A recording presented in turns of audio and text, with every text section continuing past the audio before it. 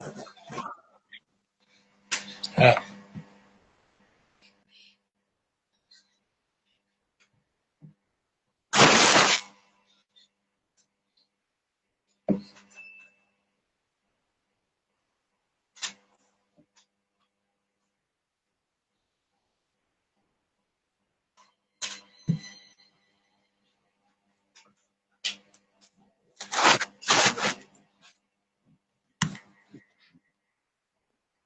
Halo, halo.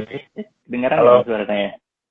jelas, jelas, jelas, sangat Asik. jelas. Oke, mantap. Ini kalau IG enak nih, dia auto restore kan. Ada riwayatnya aktif, enak, nggak perlu di restore. Jadi biar jangkauan lebih luas juga. Wih, Ya, menjangkau malam lebih luas. ini, Follower, follower ruangan filsafat, follower sampean, follower saya juga saling lihat gitu kan. mm, nah, jadi kita malam hari ini nih kita pengen bahas soal Tan Malaka.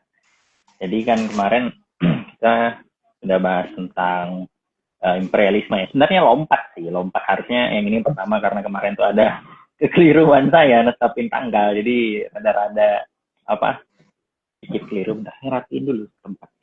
Nah, gitu. Nah, jadi malam hari ini kita bahas tentang Tan Malaka bab pertama di bukunya Aksi Massa, yang mana kita tahu ya Tan Malaka tuh terkenal sama Madilognya. Madilognya tuh sampai bahkan sampai hari ini pun selalu jadi patokan Ya, bacaan-bacaan kalau orang yang biasanya baru belajar ya gitu ya, kadang baru belajar-belajar aktivisme gitu-gitu tuh pasti kalau nggak jauh-jauh dari Tan Malaka tuh gitu-gitu tuh rata-rata tuh.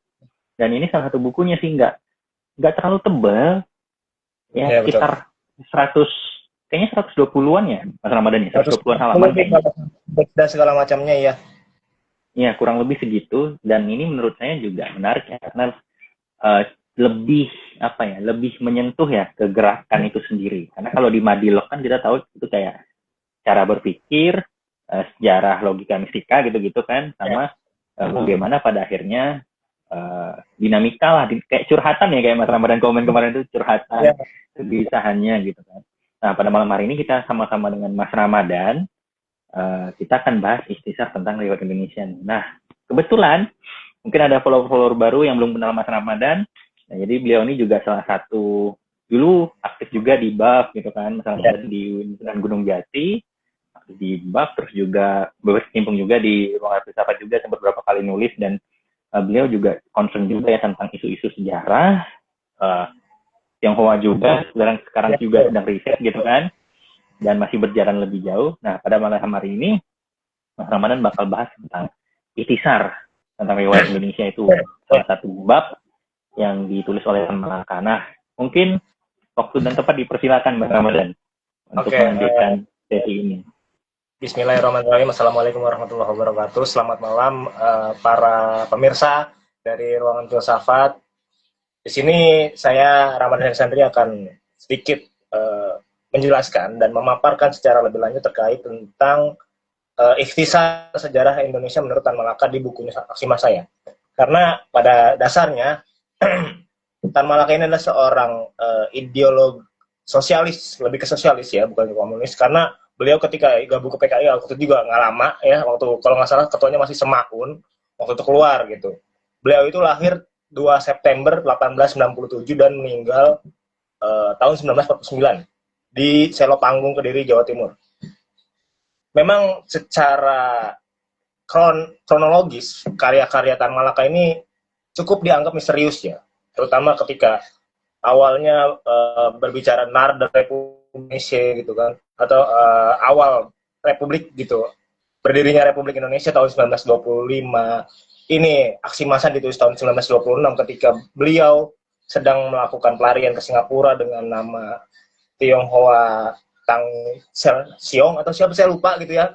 Itu juga, sempat juga dijelaskan di Mandilog kalau nggak salah di bab-bab sejarah pembuka awalnya di prakatanya Tan Malaka mengatakan demikian.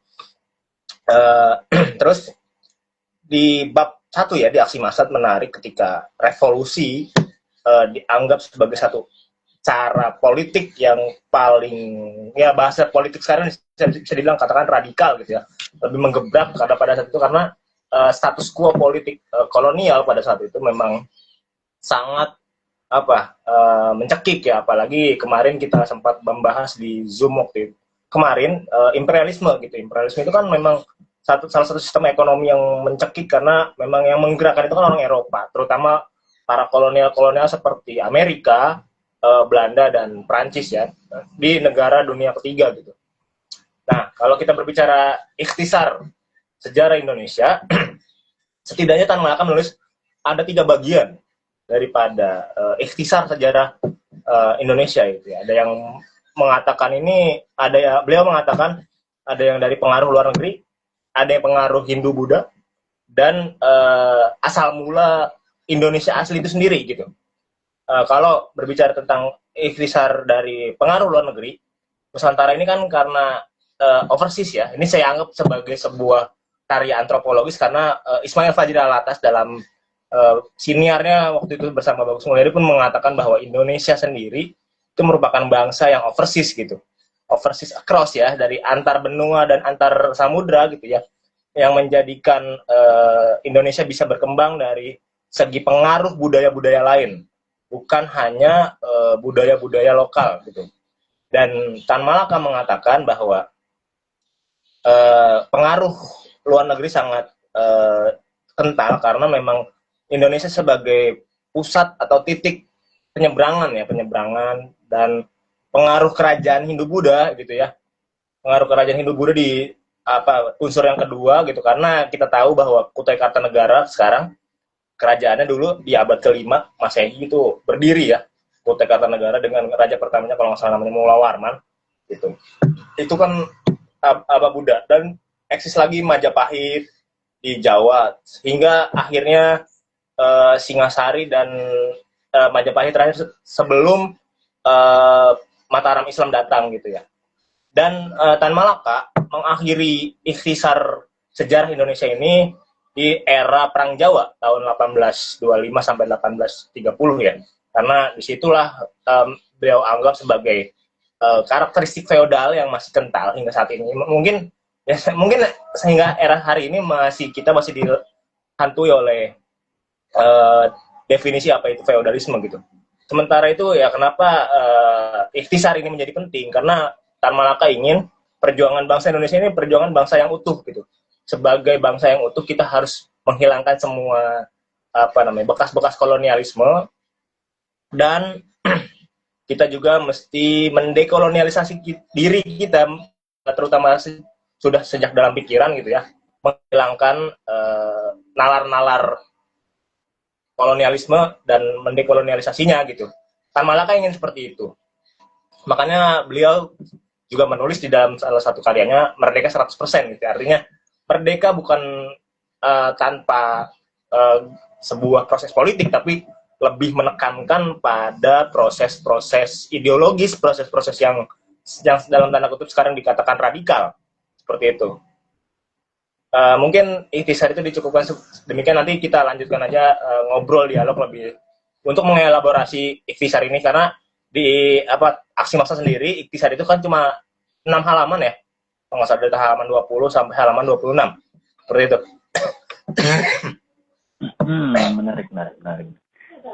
Mungkin saya ingin sedikit memantik lagi pertanyaan dan untuk memantik diskusi lanjutan. Jadi kalau kita lihat dinamika yang kayak kemarin kan soal imperialisme gitu kan, itu banyak tuh disebutin dari imperialisme yang di Filipina, yang terjadi di Indonesia, bahkan bagaimana sih pada akhirnya ada saling berpengaruhan dari antara pedagang-pedagang Arab dan Chinese yang masuk ke Indonesia ya di masa itu gitu kan. Dan kalau kita perhatikan nih Mas, kan ini kan Malaka membuat buku itu, apalagi kalau kita bertolak pada Madilog ya. Kalau Madilog itu kan ada kesan bahwa beliau juga agak terburu-buru karena juga pengen menumpahkan semua isi pikirannya gitu kan. Bahkan kalau kita lihat di dalam Madilog hampir-hampir nggak ada daftar pusaka kan di ujungnya. Bahkan beliau juga sebutin juga kalau dia nggak sempat menulis referensi, dan beberapa kali juga untuk menyarankan para pembaca Madilog untuk ayo cari referensinya yang berkaitan dengan ini, karena dia nggak sempat gitu karena ada dikejar sama Intel lah, atau ada beberapa penyergapan lah dan lain sebagainya gitu. Nah, di dalam aksi massa sendiri khususnya tentang ikhtisar ini dan sejauh pembacaan Mas Ramadan, apakah si Tan Malaka ini ngelihat Indonesia nih sebagai bagian dari kolonialisme Belanda itu sendiri atau merupakan suatu kaitan yang lebih besar gitu terkait dengan dinamika kapitalisme global, karena kan kita tahu ya hari itu juga industrialisme juga lagi marak-marak dan gencar-gencaran juga kan, makanya banyak ada kayak ekstensivitas lagi dan segala macam teknologi yang pada akhirnya sampailah di momen Tan Malaka ini mengkaji banyak hal itu. Gimana nih masalah badan? Ya, balik lagi tadi ke yang apa saya sampaikan, bahwa Tan Malaka melihat bangsa Indonesia ini sebagai bangsa yang beragam ya, bangsa yang dipengaruhi oleh beragam ideologi, beragam pemikiran, beragam kebudayaan gitu. Apalagi ketika kolonialisme, masyarakat juga nggak semerta-merta dia pasrah dengan keadaannya gitu. Kita bisa lihat ketika beliau menjelaskan Perang Jawa tahun 1825 sampai 1830 gitu, bagaimana orang Jawa khususnya keraton Pangeran Diponegoro melawan Belanda dan ingin sekali membebaskan masyarakat Jawa dari cengkraman kolonialisme Belanda gitu ya. Tapi kalau kita balik lagi ke era-era sebelumnya kayak kolonialisme Spanyol, kolonialisme Inggris katakan, itu kan motifnya beda ya. Motif dari kedua negara yang pernah mendatangi Nusantara tersendiri itu juga kan lebih ke arah perdagangan. Mereka ingin memonopoli barang yang komoditas yang nggak ada di Indonesia, yang ada di Eropa, seperti rempah-rempah, pala, cengkeh, tembakau gitu ya. Dan mereka menjualnya dengan harga yang lebih besar. Makanya ketika tahun 1602 hingga 1612 itu kan ada perdagangan kongsi dagang India Timur ya, dan Inggris itu AEC dan VOC gitu. Artinya mereka Inggris dan Belanda ini tidak mau ketinggalan, ibaratnya sekarang istilahnya FOMO untuk mengambil rempah-rempah gitu ya di timur jauh gitu. Di timur jauh gitu. Jadi bahkan mungkin kita bisa tarik lagi ke Vasco da Gama ya, pelayar Portugis yang memang tidak menemukan Nusantara, tapi mereka berlayar hingga sampai India Selatan, Kalkuta ya. Jadi itu saya kira menjadi satu keistimewaan bangsa yang ada di selatan ini, the global south kalau bahasa diplomasinya kan gitu, the global south gitu kan. Ya. Tapi tadi saya pengen dengar lebih lanjut ke pertanyaan Mas Angga yang pertama tadi, soalnya kurang jelas tadi, ada agak-agak ini ngelek agak-agak tersendat. Jadi tadi pertanyaannya apakah tendensi dari cara pandang Tan Malaka ini ngelihat apakah itu bagian kolonialisme ya yang ada di hari ini itu bagian dari kolonialisme Belanda atau suatu struktur yang lebih jauh lagi gitu, kayak kapitalisme global, apalagi kan industrialisasi ya efeknya gitu, efek yang terjadi di masa itu gitu. Jadi Tan Malaka pun melihat ketika dia mempelajari mungkin pemikiran-pemikiran Eropa di Belanda ya, waktu dia singgah di Belanda itu kan berawal dari revolusi industri tahun 1750 kalau nggak salah, sampai ada revolusi Prancis, pekan kebudayaan Prancis tahun 1789 gitu kan. Jadi di situ Tan Malaka merekam bahwa hegemoni Eropa itu sudah menjalar dan sudah mencari dan mengkooptasi Asia sebagai sebuah sarang-sarang komoditas yang tidak dimiliki di Eropa, seperti itu. Jadi ya kita bisa baca dari mungkin karyanya Edward Said kalau kemarin kita menyinggung Orientalism gitu kan, penyebutan Middle East misalnya, ini kan dikontranarasikan oleh Nawal El Saadawi gitu ketika beliau masih ada gitu, beliau masih hidup. Karena Middle East itu kan merupakan satu Western gaze ya, atau pandangan dunia Barat terhadap bangsa-bangsa postkolonial, bangsa-bangsa pasca kolonial seperti itu. Jadi saya kira untuk Indonesia ini ya memang pada dasarnya dibentuk oleh budaya-budaya yang majemuk, budaya-budaya yang plural, dan saya yakin di beberapa konteks jurnal antropologi pun menjelaskan bahwa Indonesia ini tidak ada ras asli ya, karena kita ras bentukan gitu, baik dari India, Eropa, Arab gitu, Tionghoa, bahkan aborigin di Australia pun kayaknya pernah berlayar ke Nusantara untuk mencari penghidupan baru, seperti itu Mas. Oke, oke, oke. Dan menariknya lagi kan, sejauh ini kalau kita lihat dalam konteks hari ini, dari banyak buku yang beliau tulis juga, memang agak aksi massa agak kurang tersenggol ya, agak kurang Ya, tersenggol banget gitu, karena betul. fokusnya di dalam madilog dan lain sebagainya. Jadi saya juga jadi penasaran kan kenapa pada akhirnya mencoba mengangkat aksi massa itu gitu kan. Ya, Dan ya, nama kita aja gabungan dari berbagai peradaban dan kebudayaan. Ya bisa dibilang begitu. Tapi kalau Mas Ramadan sendiri gitu kan, saya juga jadi ya. merujuk ke pernyataan dari Mas Chandra ini gitu kan, dari gabungan kan. Apakah dalam perspektif tertentu, kalau kita berbicara hari ini kan kita lihat tulisan Tan Malaka dan sebagainya. Dan ini mungkin juga pertanyaan umum yang ada di kepala teman-teman mungkin yang baca Tan Malaka, karena dari riwayatnya sendiri, riwayat kecenderungan politiknya gitu kan, ideologisnya. Nah, kalau dari yang Mas Ramadan baca, Tan Malaka ini sebenarnya nasionalis atau apa sih sebenarnya? Eh, saya ingat ketika beliau mengatakan begini, saya lupa itu ada terrekam di mana di bukunya beliau itu di mana saya lupa. Dia bicara ketika kamu berhadapan denganku di dunia ini, kamu menghadapi diriku sebagai seorang komunis, sosialis komunis gitu ya. Tapi ketika saya berurusan dengan Tuhan, saya adalah seorang muslim gitu. Jadi secara ideologi sosial, ideologi politik, beliau ini di antara dua paduan ya. Kalau di salah satu buku yang pernah saya baca pengantar biografi Karmak itu di bagian akhirnya, saya lupa karya siapa tapi orang Madura itu, beliau dimasukkan ke dalam kategori komunis revisionis, artinya yang memberikan tafsir terhadap karya-karyanya Karl Marx gitu. Dan mungkin bukan hanya Karl Marx, mungkin Ilyich Lenin, terus Fyodor Dostoyevsky dan segala macam yang memang terkenal gitu, yang dalam tanda kutip ini berdiri di Rusia seperti itu. Jadi saya kira Tan Malaka ini berdiri di atas kepentingan nasional ya, kepentingan nasional dengan ideologi Sovietis. Dia pernah bilang ingin mendirikan negara Soviet dengan artinya pengen ada dewan rakyat, bukan dewan perwakilan rakyat, tapi dewan rakyat yang benar-benar menampung aspirasi masyarakat kebanyakan seperti itu. Tapi kan yang menang justru yang apa ya? Saya kira nasionalis gitu ya. Lebih-lebih memang uh, non Jawa gitu ya, orang-orang selain orang Jawa itu tidak punya chance untuk berpolitik secara penuh gitu. Mungkin kita bisa katakan Bung Hatta adalah menjadi wakil orang Minang di pemerintahan ketika era Bung Karno, misalkan kan gitu. Ada lagi Pak siapa ya?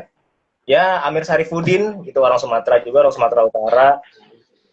Ya pokoknya banyak yang menjadi wakil-wakil dari Sumatera, terutama kalau yang Minang itu kayaknya baru kayaknya salah satunya adalah Bung Hatta seperti itu. Iya, iya, iya. Yang dari Minang itu kalau nggak, ya itu memang Bung Hatta, dan kalau nggak salah eh Amir Sarifuddin itu marga Harahap ya kalau nggak salah. Ya, ya itu Kalau nggak beliau salah juga. Amir Sarifuddin Harahap atau apa saya lupa, dari Sumatera Utara juga. Jadi ya. cosplay, kita tidak lagi cosplay Gibran nih, mohon maaf nih.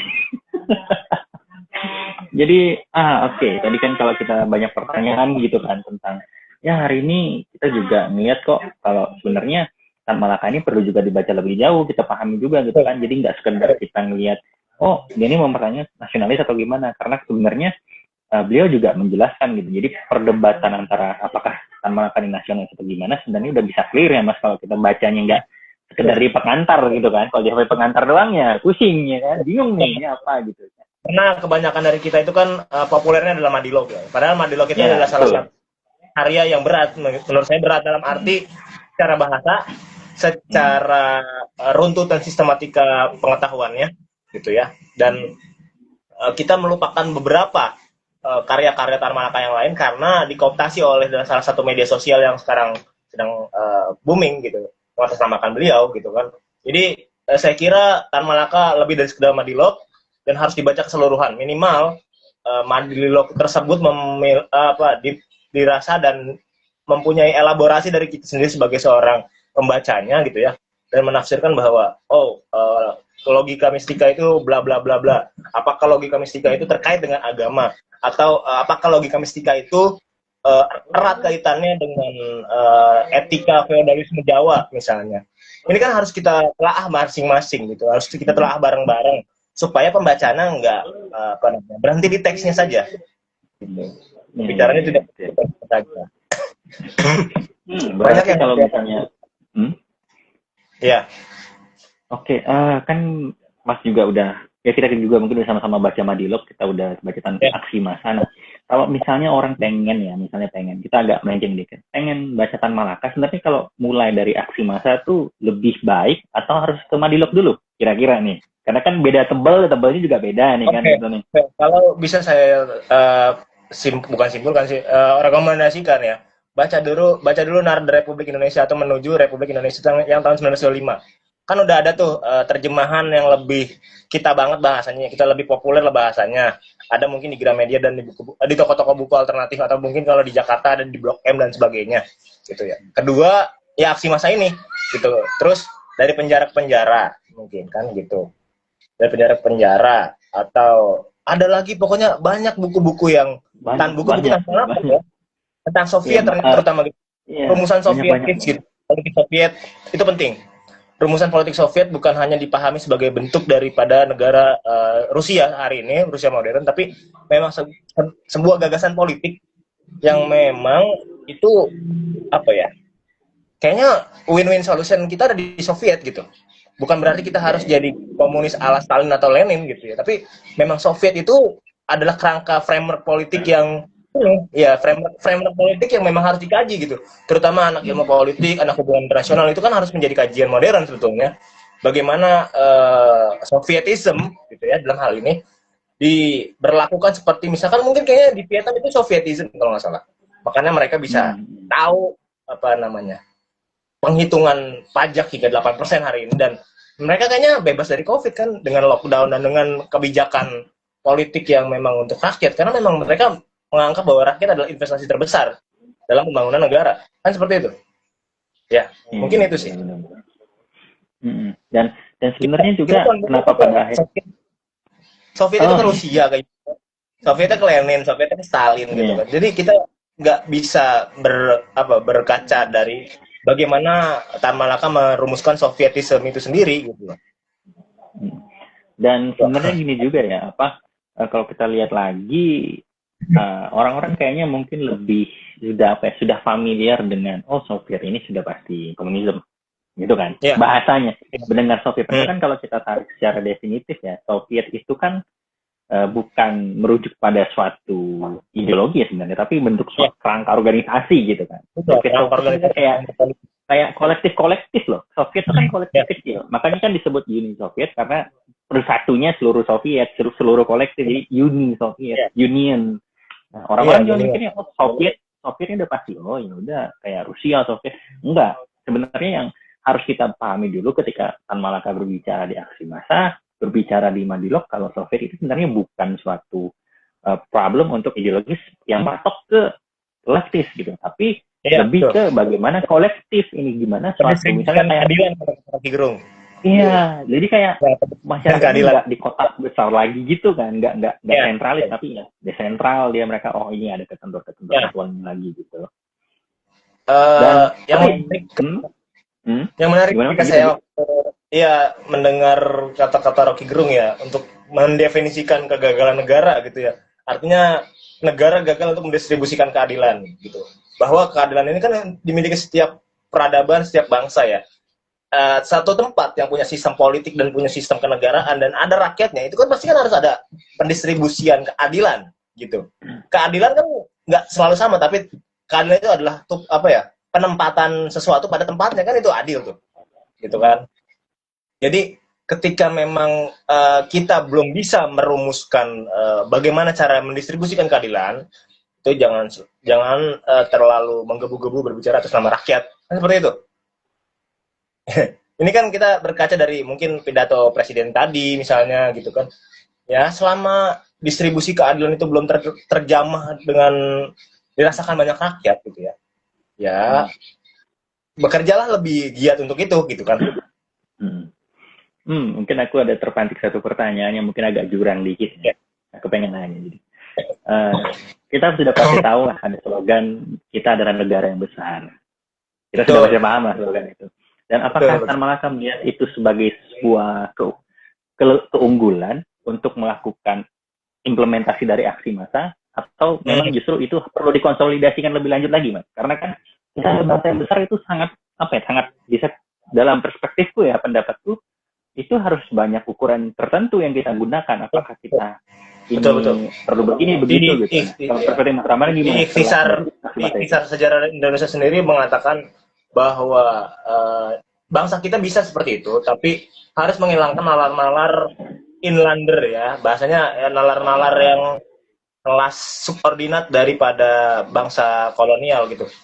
Terus terutama ketika mereka mengalah untuk tuan tanah dan apa namanya ya etika-etika feodalisme yang hari ini sampai sekarang kita ada stratifikasi sosial, ada hierarki sosial itu kan bentuk daripada apa namanya feodalisme gitu. Tan Malaka ingin masyarakat kita egaliter, masyarakat kita tidak Oke. ada sekat untuk apa ya menjadi inlander dan non inlander, apa mayoritas dan minoritas gitu, sebagaimana dulu B.J. Habibie merumuskan kebijakan Undang-Undang Nomor 26 Tahun 98 misalnya ketika pasca reformasi ya gitu.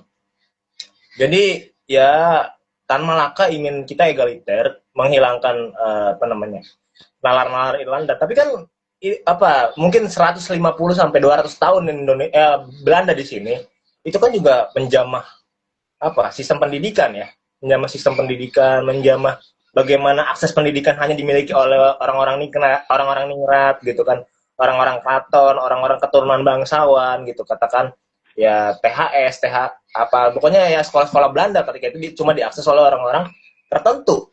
Sementara rakyat ya mereka dikasih institusi dalam lembaga pendidikan apa adanya, semisal sekolah rakyat seperti itu kan. Jadi tidak apple to apple untuk berbicara tentang apa namanya masa depan Indonesia yang lebih egaliter mungkin gitu sih.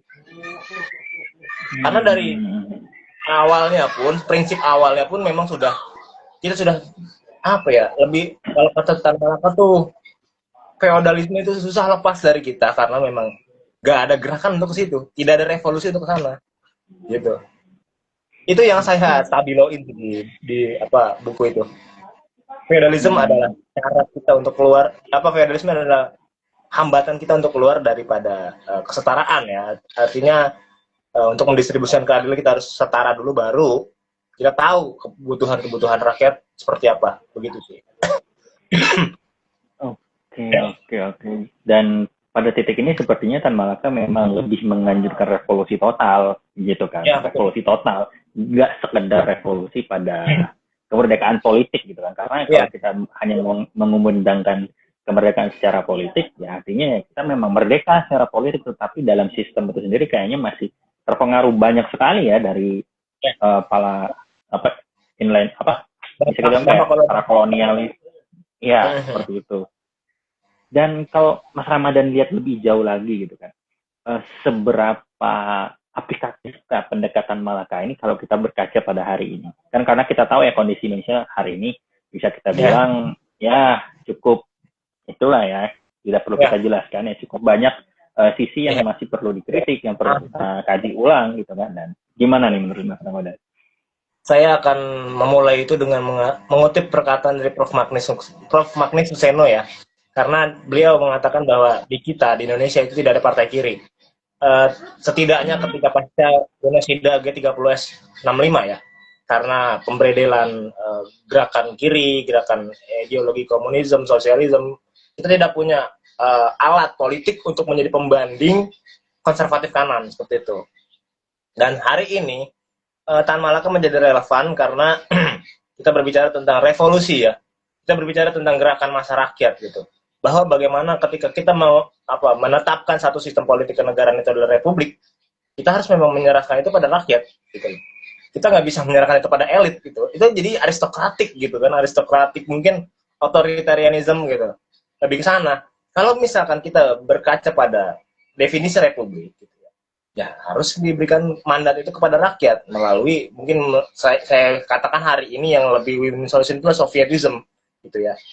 Nah, bagaimana si Sovietism ini mendistribusikan keadilan ya itu nanti kan seperti kata Tan Malaka itu ya, bagaimana kebutuhan itu terjamah ya, bagaimana kebutuhan itu diimplementasikan, seperti yang ketika Tan Malaka menjadi seorang Romusa di Banten Selatan ya, mereka Tan Malaka tuh riset gitu, ini mungkin riset nggak tertulis ya di ladang Romusa ketika itu.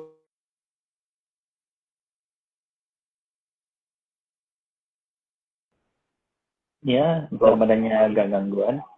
Benar. Pemikiran politik Tan Malaka seperti itu sih. Jadi ya maka dari itu ketika kita berbicara rakyat dan revolusi emang saling berkaitan dan tidak bisa dilepaskan karena kita sendiri republik gitu kan. Iya, iya, menarik.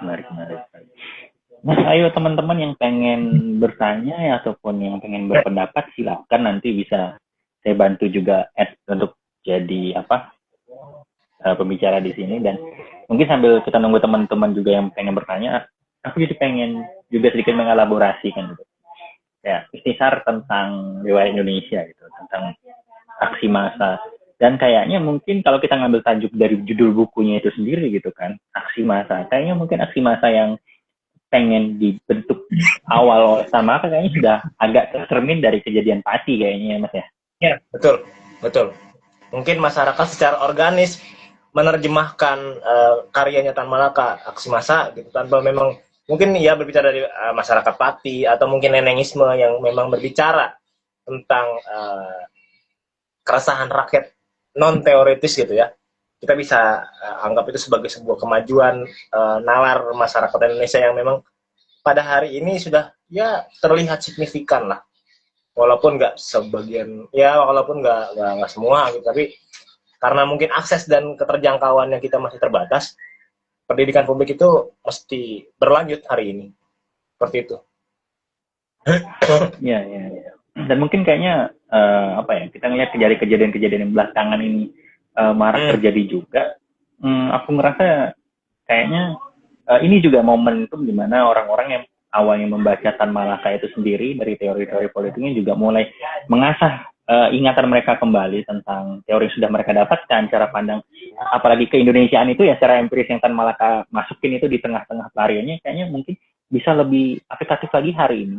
Karena memang kayaknya cara pandang teoritis dan gerakan yang sudah diajarkan oleh Tan Malaka kayaknya hanya perlu dipadukan sedikit saja dengan pantikan dari dosis di lapangan itu sendiri gitu kan, Mas kan. Dan kalau kita lihat lebih jauh lagi, sebenarnya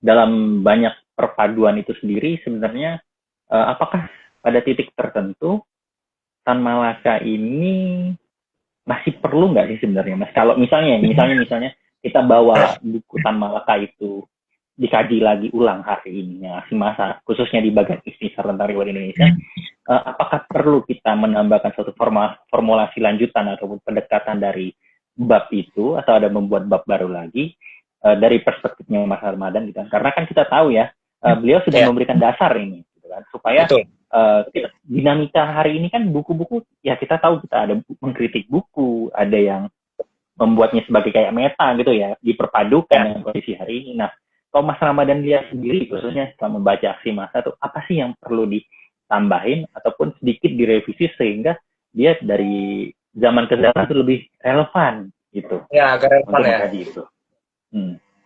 Saya kira diperlukan cara pembacaan baru dari kita yang memang mempelajari kajian Tan Malaka, terutama di jurnal-jurnal ilmu sosial ya. Di anak-anak FISIP ini yang memang punya landasan dan punya teori-teori tertentu yang bisa diaplikasikan ke dalam bagaimana cara membaca Tan Malaka hari ini, terutama aksi massa seperti itu. Karena ketika berbicara revolusi, kita tidak berhenti di pisau guillotinnya Raja Louis XVI misalnya. Kita punya cara baru untuk bagaimana meminta pemerintah untuk bisa mendistribusikan keadilan itu lebih merata lagi dan lebih terasa ya. Karena di kehidupan masyarakat yang republik itu kan kadang-kadang juga disesaki oleh permintaan pajak yang tinggi seperti itu, di luar dari pengoptimalisasian sumber daya alamnya misalnya. kita harus juga sama-sama melihat dan mengkritisi serta mempertimbangkan gerakan daripada pemerintah hari ini yang memang ya, itu berpihak pada kita apa bukan kan gitu. Jadi seperti itu sih. Menarik. Dan mungkin ya ini mungkin ada sedikit apa ya, mungkin kita pengen mengasumsikan kan banyak ya, kita sudah tahu bahwa sebenarnya apa ya, metode-metode yang kayak zaman dulu itu mungkin ini perbandingan ya, pengen aku coba bulan Mas Ramadan. Kan kalau kita tahu sejarah Indonesia kita dijajah 350 tahun ya. Itu kan yang ditulis gitu. Nah, mungkin kalau bagi Mas Ramadan setelah melihat Tan Malaka, apakah memang dengan istilah penjajahan 350 tahun dalam tanda kutip itu lebih efektif dengan narasi tersebut untuk menguatkan gejolak bangsa, atau memang lebih apa ya, gimana ya bahasanya, aku pengen sedikit memperbaiki. Kalau kita lihat dua buku ini gitu kan, apakah Malaka akan lebih menggaungkan slogan penjajahan 350 tahun atau lebih memperhatikan oke, kita lebih langsung mengorganisir aja nih gitu, karena kita tahu kan propaganda dengan aksi politik itu saling berkaitan ya, saling berkaitan gitu kan. Dan ini mungkin pertanyaan yang umum aja gitu coba. Slogan 350 tahun dijajah itu kan sebenarnya kan perkataan Soekarno ya ketika rapat PPKI ya, dengan dalihnya untuk memupuk rasa nasionalisme agar kita tidak kembali menjadi bangsa tertindas dan mendukung imperialisme, kan itu niatnya. Tapi kalau untuk Tan Malaka, bahkan mungkin Tan Malaka menjadi salah satu pengkritik Soekarno ketika beliau itu lebih memilih diplomasi politik kepada penjajah ketika tahun 55 sampai 58 ya. Itu kan ada ya mungkin pasca 49 gitu. Pasca 49 Soekarno melakukan hal itu, dan itu sudah diperingatkan oleh Tan Malaka sendiri, jangan berunding dengan maling gitu ya. Kita ini kan tuan rumah gitu. Tuan rumah tidak akan mungkin berunding dengan maling gitu loh. Jadi Tan Malaka lebih memilih gerakan sosial yang utuh sebagai salah satu jalan revolusinya, karena baik Soekarno maupun Sahrir ketika itu ya mereka melancarkan posisi diplomatis sama Belanda kan ketika itu begitu ya. Oke, menarik. Dan ketika kita lihat di hari ini, enggak di hari ini sih, kita lihat kejadian setelah kemerdekaan yang 45, 48, 50 dan sebelum 65 kan kita tahu juga ada tokoh kiri juga yang namanya besar juga yang bisa membuat itu jadi partai komunis terbesar non penguasa ya di masa itu ya. Kita tahu Dayana Aidit itu beliau. Dan kalau kita lihat hari ini mungkin Mas Ramadan juga tahu kan ada konflik, mungkin bisa dibilang secara tidak langsung ya, kayak Tan Malaka tidak mendukung Aidit, bisa kita bilang kayak gitu. Dan mantan Malaka melihat Aidit ini sebagai suatu semacam yang lebih dekat kekuasaannya gitu kan. Karena yang dari pembacaan juga ada yang bilang kalau Aidit ini, di bukunya Ibnu Parna bahwa kelompok-kelompok Aidit itu dianggap sebagai suatu hal yang borjuis juga gitu. Termasuk borjuis juga bisa kita bilang, yang lebih dekat ke penguasa gitu pada saat itu.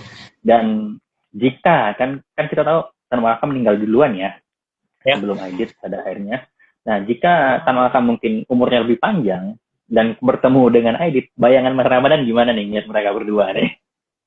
Saya kira Tan Malaka akan mensabotase gerakan G30S65 di Halim Perdana Kusuma. Jadi nggak ada koalisi kooptasi di. Mas Ramadannya agak nge-lag dikit. Ya. Mohon maaf, boleh agak diulang dikit mas, soalnya tadi nge-lag. Tadi sampai strategi kooptasi. Ya, kalau misalkan Tan Malaka masih ada, Tan Malaka masih hidup ketika menjelang pasca 65, mungkin Aidit akan disabotase di belakang. Itu nggak akan ada gerakan koalisi untuk menggulingkan, dalam tanda kutip menggulingkan pemerintahan Soekarno ketika itu, karena si Soekarno sendiri kan sama Aidit itu kan bestian gitu kan, nggak mungkin lah ada intrik politik untuk mengkudeta secara merangkap gitu di belakang Halim Perdana Kusuma pada saat itu tanggal 30 September sore misalnya gitu. Mungkin Tan Malaka akan mensabotase persenjataan atau mungkin alutsista yang digunakan untuk Kop de Etat itu. Dan mungkin eksistensi Partai Komunis akan apa ya? Akan berkompetisi dengan Murba ya. Karena pada tahun 48 kan Tan Malaka membuat Partai Murba gitu, musyawarah rakyat banyak ya. Dan akan mungkin pada pemilu tahun 71 bisa menjadi gerakan politik alternatif mengalahkan Golkar. Gitu kan? Setelah Nawaksara gitu, pemilu tahun 71 ya kan. Nawaksara 67 68 ya kan, 70 Soekarno wafat, 71 pemilu lagi. Ya gitu. Jadi itu akan menjadi kekuatan politik baru Murba itu. Kan kalau nggak salah Murba itu juga kan dibangkitkan tahun 99 ya pasca reformasi ketika 48 partai politik itu ada di surat suara ketika itu.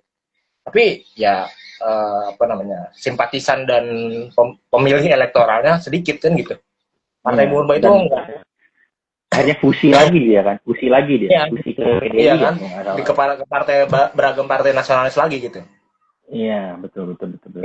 Dan setelah kita melihat bagaimana sih pada akhirnya dinamika yang ada di Tan Malaka itu sendiri, teori-teorinya, dan mungkin kita akan sampai pada titik tuh di mana kita akan mempertanyakan gitu kan. Tan Malaka menerima Dilok ketika pengasingan.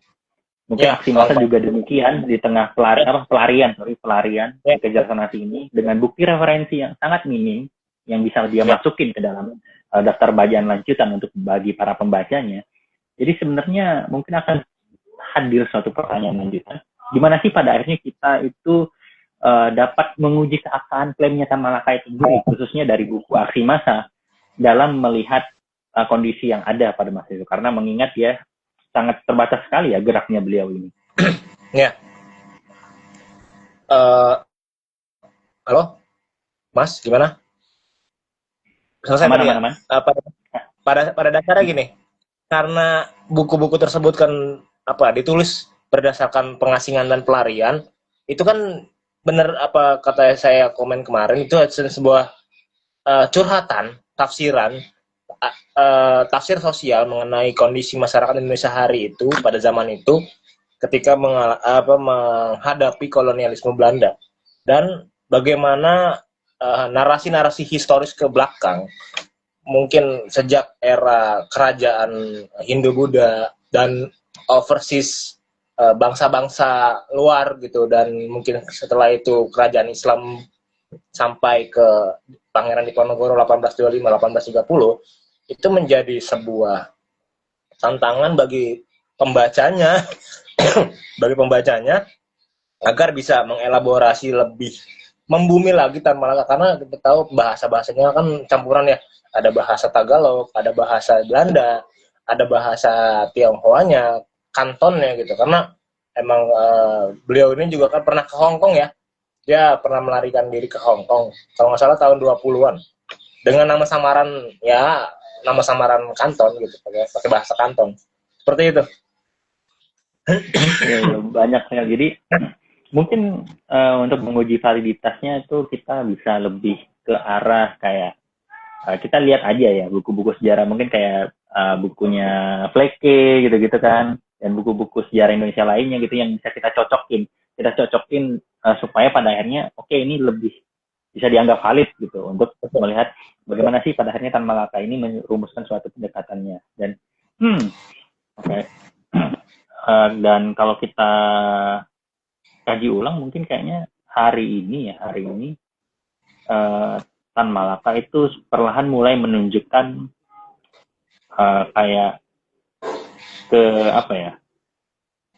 menunjukkan semacam realitasnya dari teori-teori dia gitu kan. Iya, betul.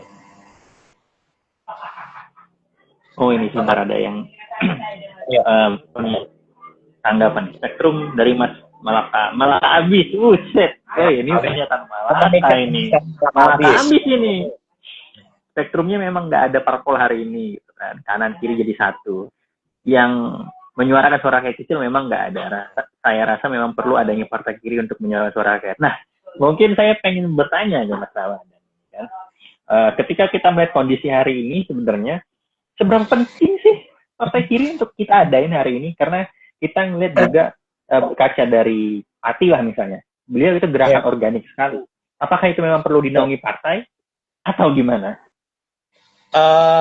Mungkin kalau menurut saya hari ini kita berfokus pada gerakan organis ya, karena ketika memang udah mentransformasikan diri kepada partai politik kan juga butuh ongkos dan logistik politik yang enggak murah hari ini tuh. Karena balik lagi, kita perlu orang-orang yang memang mengerti bahwa keadaan sekarang ini memang lagi dalam tahap yang mengkhawatirkan seperti itu kan gitu. Pendistribusian keadilan tadi yang yang nggak berjalan signifikan, dan memang negara ini dijalankan berdasarkan kepentingan-kepentingan, itu kan harusnya banyak yang kritik gitu. Orang-orang kiri ini kan harusnya ada di luar pemerintahan. Makanya kan hari ini agak-agak dibiaskan kan, konsep politik kita tuh nggak ada tuh oposisi gitu. Adanya tuh yang di luar dan di dalam pemerintahan gitu. Oke, kalau kita ikut logika itu, yang seberapa banyak yang di luar pemerintahan kecuali rakyat gitu, kecuali mereka yang merasa tertindas gitu kan. Ada nggak agensi-agensi politik gitu, agensi-agensi politik hari ini yang nggak masuk ke parlemen misalkan, nggak menjadi menteri dan wakilnya misalnya, kan nggak banyak.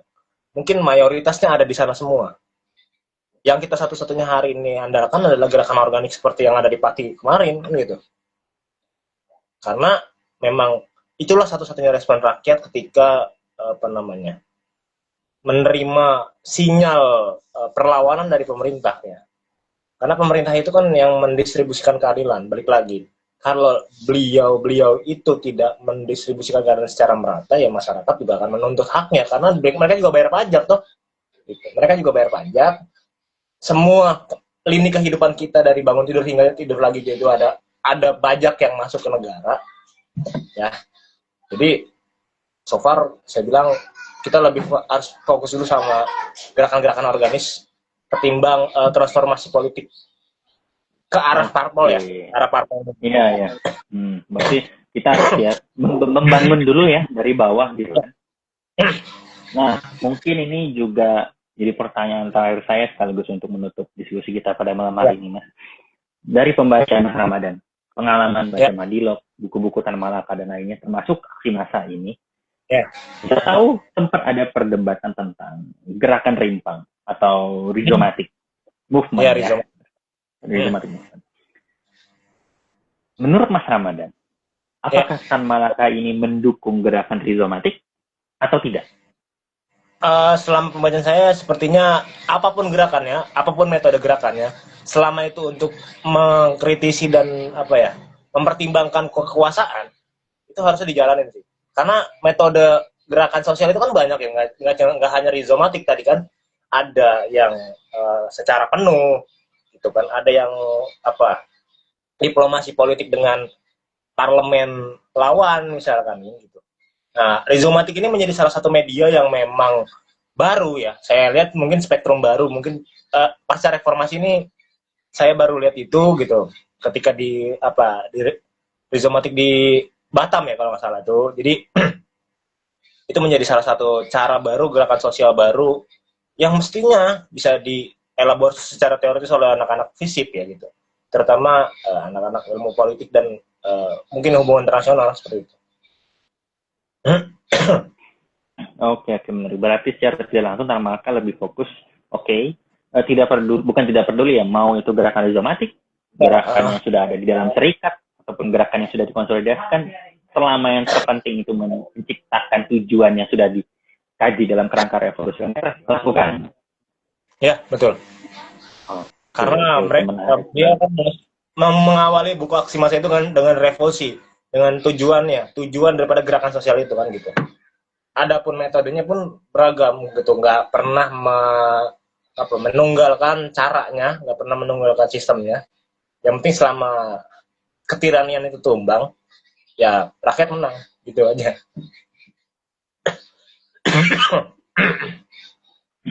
Oke, jadi kita sudah hampir 1 jam dan mungkin aku pengen bentar apa nih? Ada lagi tanggapannya. kalau kita lihat dari sejarah dan tulisan Tan Malaka, dia tidak menolak diplomasi secara mutlak, tapi dia sangat kritis dan skeptis terhadap diplomasi sebagai strategi utama kemerdekaan. Iya sih,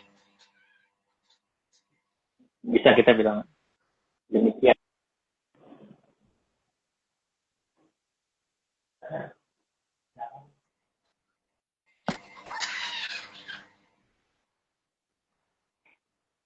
Iya, Ya, bisa memang kita lihat. Dan bentar mas, Tan itu Malaka ada suara apa tuh kayak agak berisik dikit. Bentar, coba. nggak ada, aman aja. Oh, bentar.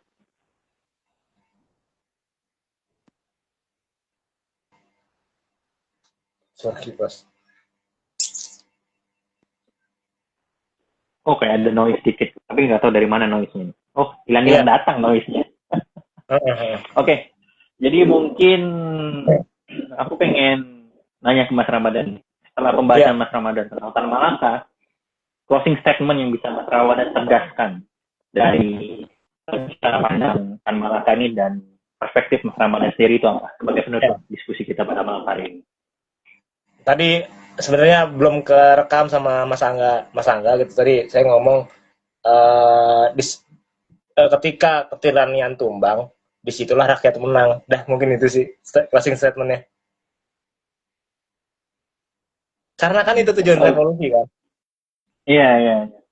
Tujuan revolusi kan akhirnya untuk menumbangkan tirani itu sendiri, kan? Yang mana hari ini mungkin tidak lagi penjajahan secara Ya, invader dari luar, bahkan bangsa sendiri juga bisa menjajah sama ya, rakyatnya sendiri gitu kan. Dan itu juga jadi cerminan kita hari ini bahwa teori revolusioner, pengalaman empiris dan sebagainya perlu kita kaji ulang sebagai salah satu wadah dalam kekritisan untuk melihat kebijakan pemerintah yang terjadi hari ini, khususnya betul. dalam membangun aksi massa itu sendiri.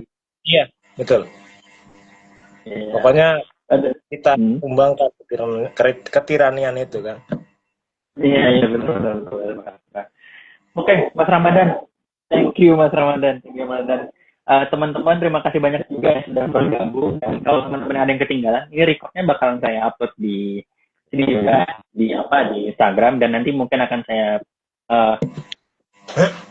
sajikan juga dalam bentuk-bentuk reels kecil yang bakal saya adain pertanyaannya di Cyber Cafe lagi nanti. Jadi teman-teman bisa kunjungin ke sini. Sekaligus jangan lupa teman-teman bisa kunjungin IG-nya Mas Ramadan karena beliau juga aktif juga tuh dalam riset juga, khususnya yang terbaru. Mungkin Mas Ramadan bisa kasih spill dikit lah. Riset apa nih? Itu riset yang terbaru tentang etnis Tionghoa Muslim ya, bagaimana mereka lintas generasi mempertahankan kebudayaan di tengah modernitas, di tengah represivitas kultural ya. Gitu. Bagaimana sih etnis Tionghoa ini masih tetap eksis menjalankan kebudayaan mereka gitu. Masih tetap imlekan, masih tetap menganggap bahwa agama tidak bertentangan dengan budaya misalnya untuk yang Tionghoa Islam gitu kan. Dan mungkin untuk tulisan saya juga nanti bisa dibaca di jurnal yang nantinya di artikel jurnal.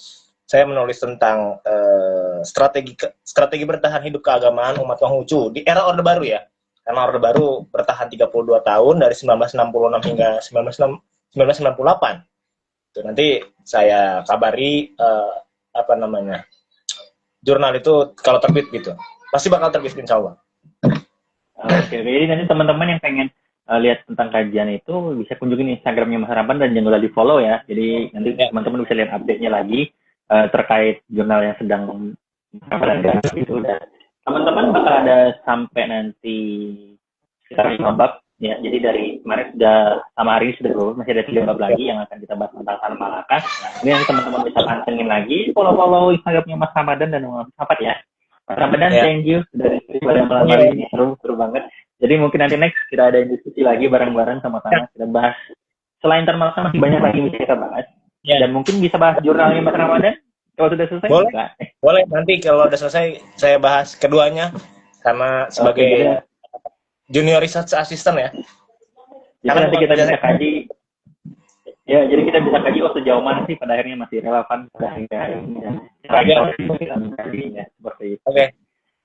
Thank you Mas Ramadan. Thank you teman-teman yang sudah hadir. Terima kasih semuanya. Makasih Mas Ramadan.